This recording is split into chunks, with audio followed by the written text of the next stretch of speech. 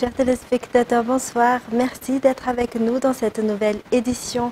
Tout de suite, pour commencer, pendant les fêtes, l'achat des vêtements est en hausse cette année. La recette d'un magasin à Souarane a fortement augmenté par rapport à celle de l'année dernière. Les familles dépensent jusqu'à 200 000 arrières pour un vêtement et en général, ce sont les vêtements d'enfants qui coûtent plus cher. Andeniana Martina sur les images de Sechandianab. Les tenues de fête abondent sur le marché actuellement et selon les vendeurs, les recettes sont bonnes en général en cette veille de Noël. Les clients peuvent dépenser jusqu'à 200 000 arrières rien que pour une paire de chaussures selon eux. La tendance pour cette année est la robe monomanche ou les près du corps. Selon les vendeurs, il n'y a pas eu d'augmentation de prix par rapport à l'année dernière, cela pour que tous les Malagasy puissent s'acheter de nouveaux vêtements. Ces marchands espèrent encore avoir des clients d'ici dimanche.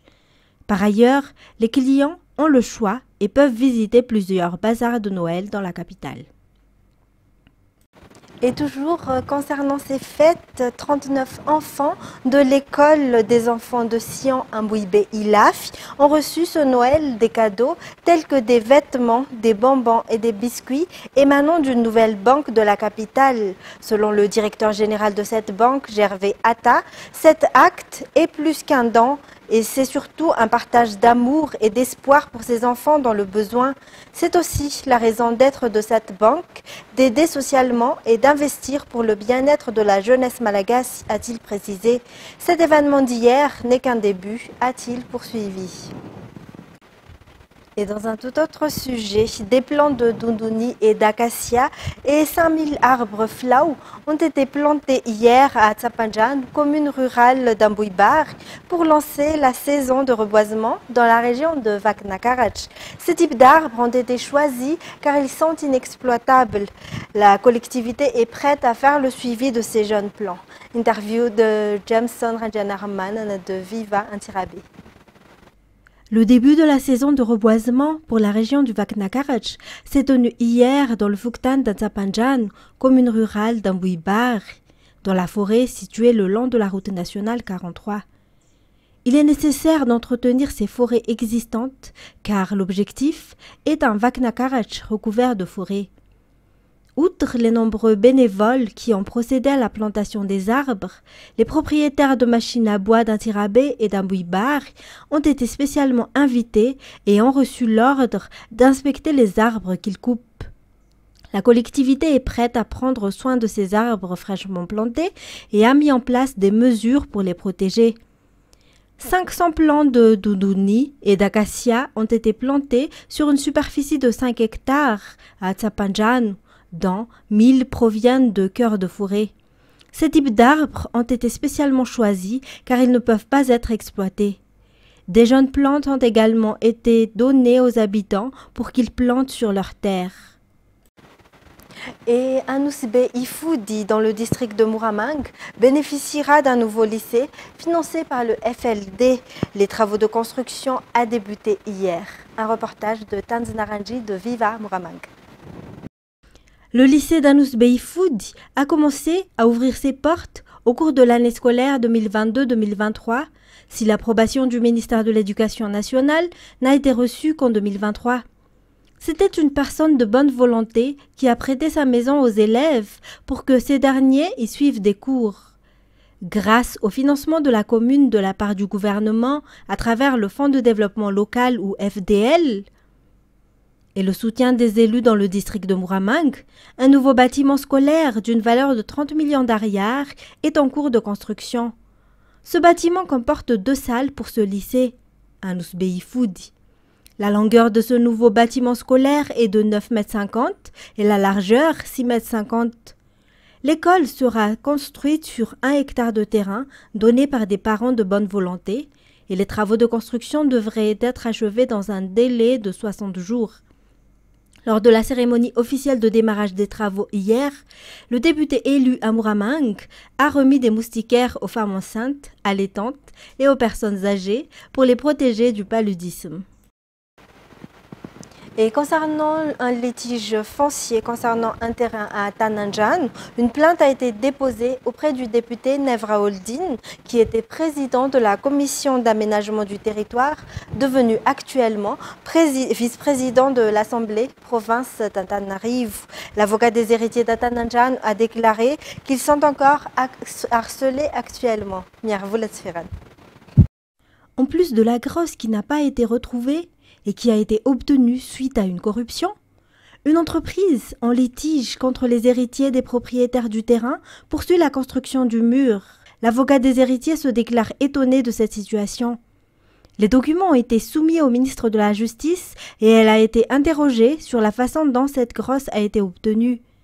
À noter que ce dossier a été transmis au député Maxime Ragoutouarmanen, député élu dans le 6e arrondissement, car cet élu est le nouveau président de la commission de l'aménagement du territoire auprès de l'Assemblée, en remplacement de Nevra Oldin, qui est devenu vice-président de l'Assemblée pour la province d'Antananarivo. Ce litige foncier à Tananjan, qui fait l'objet d'une enquête parlementaire, dure depuis maintenant 21 ans.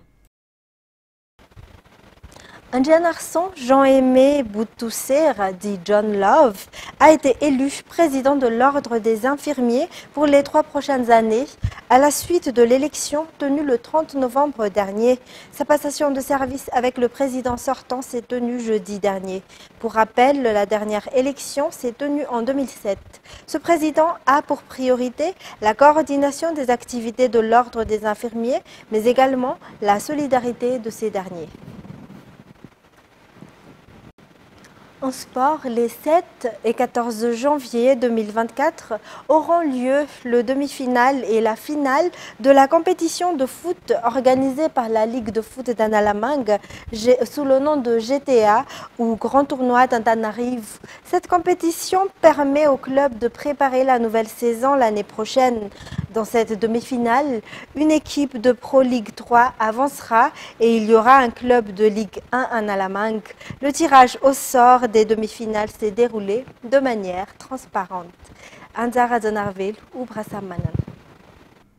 Le grand tournoi d'Antananarivo, organisé par la Ligue de foot d'Analamang, accédera à la phase finale début janvier 2024. Le tirage au sort des équipes qui s'affronteront s'est tenu hier. Le tirage au sort a été fait de manière transparente. Grand tournoi d'Antananarivo, calendrier demi-finale, 7 janvier 2024, à 12h30, US Pro contre LGCO+, 14h30, à Jessaya contre Disciple FC. Tous les matchs se dérouleront au stade LGCO Bypass. La finale du 14 janvier se tiendra également au Bypass. Et on poursuit avec les actualités internationales. Le congrès du Parti démocratique de Côte d'Ivoire, PDCI, qui s'est tenu vendredi dans la capitale de Yamoussoukro, a plébiscité l'ancien patron du Crédit Suisse, Tidjane Thiam, qui se projette désormais vers l'élection présidentielle de 2025. France 24. Peu après minuit, à l'annonce des résultats, une pluie de confettis, une salve d'acclamations.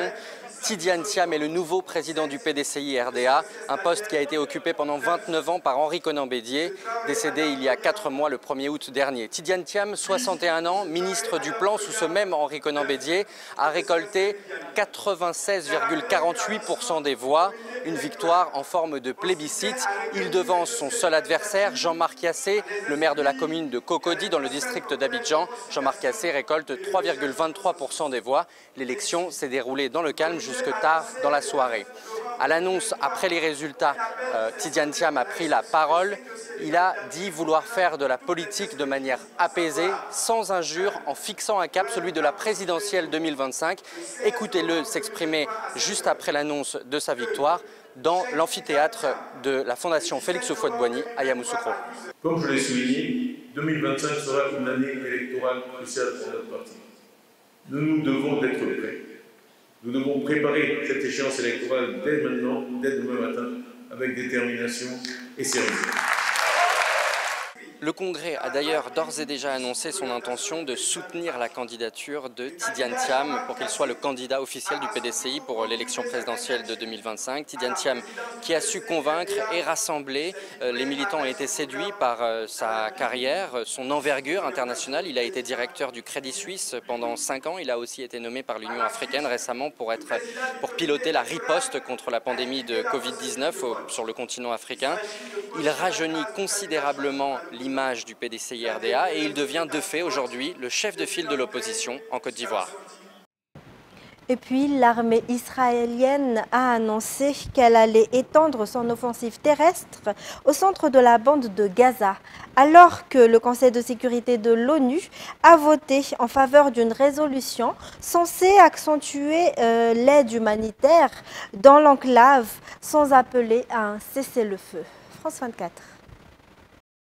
De la gratitude envers les Américains aussi, c'est ce qui ressort par exemple des déclarations du représentant permanent israélien aux Nations Unies qui se félicite que la ligne rouge d'Israël n'a pas été franchie. Ce sont ces termes, et la ligne rouge, ça aurait été la mention d'un appel à un cessez-le-feu dans la résolution. Ça n'a pas été le cas grâce au travail des Américains qui ont, c'est ce qu'il dit, défendu les intérêts israéliens. Et d'ailleurs le ministre israélien des Affaires étrangères s'est empressé de déclarer que la guerre allait continuer et qu'Israël continuerait d'inspecter tous les camions chargés d'aide humanitaire qui rentreraient dans la bande de Gaza. Du côté de l'armée, par un porte-parole de l'armée israélienne, on souligne que le texte appelle à une libération immédiate et sans condition de tous les otages israéliens détenus dans l'enclave palestinienne et qu'un accès humanitaire doit aussi leur être assuré.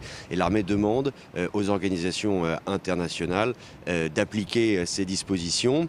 Seule ombre au tableau du côté israélien, et c'est aussi ce qui a été dit par le représentant permanent israélien aux Nations Unies, c'est que selon lui, le texte ne condamne pas suffisamment fortement les atrocités commises par le Hamas contre des civils israéliens le 7 octobre. Et selon lui, cela montre que, en réalité, l'ONU fait aussi partie du problème et que ces dernières années, l'ONU a aussi ainsi indirectement contribué à ce que le Hamas prospère dans la bande de Gaza. Pour terminer, le président ukrainien Volodymyr Zelensky et des responsables militaires ont confirmé que les forces ukrainiennes avaient abattu 3 bombardiers tactiques russes Sukhoi Su-34 dans le sud du pays. Ces avions de combat pourraient avoir été victimes du système de défense anti-aérienne Patriot. France 24. C'est un avantage de taille, une victoire de taille pour l'Ukraine et une victoire qui est assez bienvenue ici à Kiev dans un océan de nouvelles qui ne sont pas forcément les meilleures venant de la ligne de front où la Russie continue d'attaquer sans relâche les troupes ukrainiennes. Alors 3 avions de chasse russes qui ont été abattus, c'est très important parce que ce sont ces avions qui bombardent l'Ukraine constamment tous les jours, à la fois sur les infrastructures militaires, sur les infrastructures énergétiques et aussi sur les bâtiments civils. Donc ce sont des avions qui sont capables de porter des bombes, des missiles hypersoniques, des missiles balistiques qui ont été abattus. 3 exactement, ce sont les services de renseignement ukrainiens qui l'ont d'abord annoncé. Il n'y a pas eu de confirmation officielle du côté de Moscou. En revanche, les blogueurs militaires russes, eux, en ont parlé de façon extensive sur leurs réseaux sociaux. Cette attaque, ces 3 avions auraient été abattus par l'armée ukrainienne dans la région de Kherson, près du village de Krinky. Kherson qui est au centre aussi de cette contre-offensive puisqu'elle est située sur les rives de Dnipro, que l'armée russe est juste de l'autre côté, une ville qui est également constamment bombardée. Alors le fait d'avoir abattu ces 3 avions qui sont des avions de dernière génération, qui font partie vraiment des avions les plus modernes que la Russie utilise, eh bien ça va être un coup de morale pour l'armée ukrainienne et pour les Ukrainiens bien sûr. Mesdames et messieurs, cette édition touche à sa fin. Merci à vous de l'avoir suivi. Toute l'équipe de la rédaction vous donne rendez-vous dès demain pour de nouvelles actualités. Au revoir et bon samedi à tous.